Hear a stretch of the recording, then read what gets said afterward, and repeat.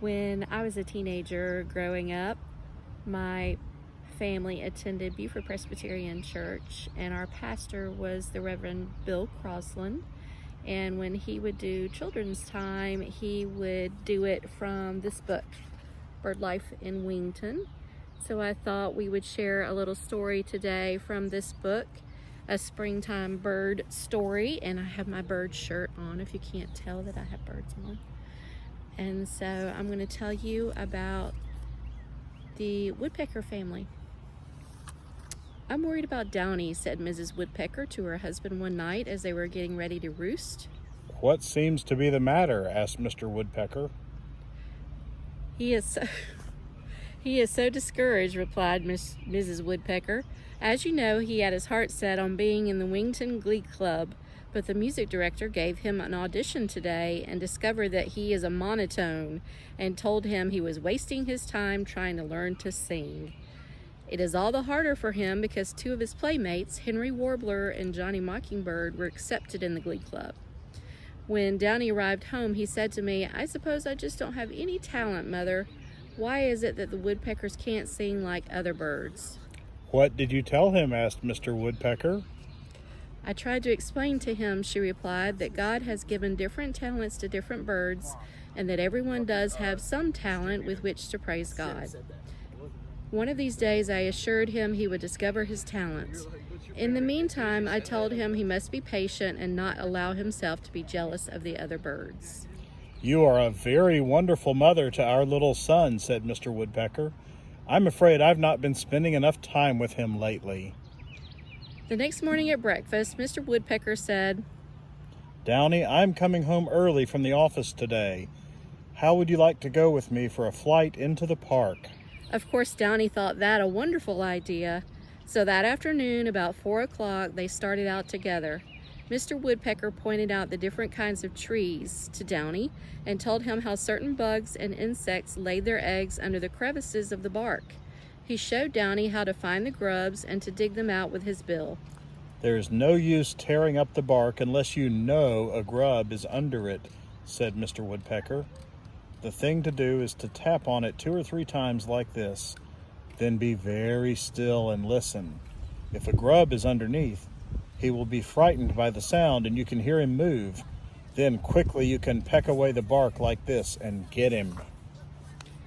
"Oh, Mother," exclaimed Downy when they arrived home, "we had the best time in the world. Daddy has promised to take me again." And he did. Twice every week, Mr. Woodpecker and Downy went flying and grub hunting together in the park. Then came what was long remembered in Wington as the Great Scourge. It happened in the spring. Insects seemed to come from everywhere. They bored into the trees, hid under the bark, ate up the sap, and the trees began to die. For a time it was feared that all the trees in the park would perish. All the birds of Wington, young and old, were called upon to work in the park every afternoon in an effort to save the trees. On a certain day, the Metropolitan Park Commission staged a contest and offered a gold medal to the school bird which, in 1 hour, could find and kill the greatest number of grubs. Of course, there were a number of birds who were quite expert in finding the grubs, among them the nuthatch children, the flickers, and the chickadees. But Downy's little friends, Johnny Mockingbird and Henry Warbler, were able to find only 5 apiece. They spent most of their time chipping away bark but finding nothing underneath. Downy, on the other hand, as his daddy had taught him, would tap on the bark here and there and listen for a second. Then if he heard nothing, he would move on to some other spot. When the hour was finished, Downy had found and captured 122 grubs. No other bird had passed the 100 mark. And who do you suppose presented Downy with the medal provided by the Park Commission? None other than Mr. Cardinal, the director of the school band. As he handed it to him, he said, "Downy, as I watched you working in the park today, I noticed what wonderful rhythm you have when you peck on the bark. You are just the bird we need to play the trap drum in our school band and to lead us on our marches. Also, that suit you are wearing is just perfect for a uniform. I shall expect you at rehearsal tomorrow night." Thus it came to pass that Downy Woodpecker discovered that he had not one talent, but two.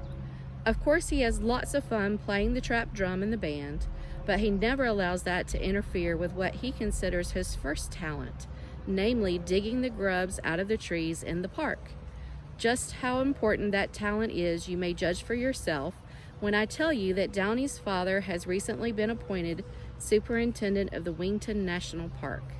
So Downy works with his father on the trees every afternoon, gets paid for it too, and is saving his money to go to college and study forestry.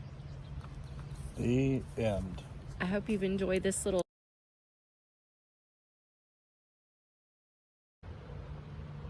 Let's say something else. You want to do it through for real? Are you kidding me? What, was I supposed to be recording that? Are you kidding me? Well, you said you were going to say an introduction, and then you were going to tell me when to record, and you never said record. Are you pulling my leg? I'm pulling your leg. She's a lucky girl. Ah.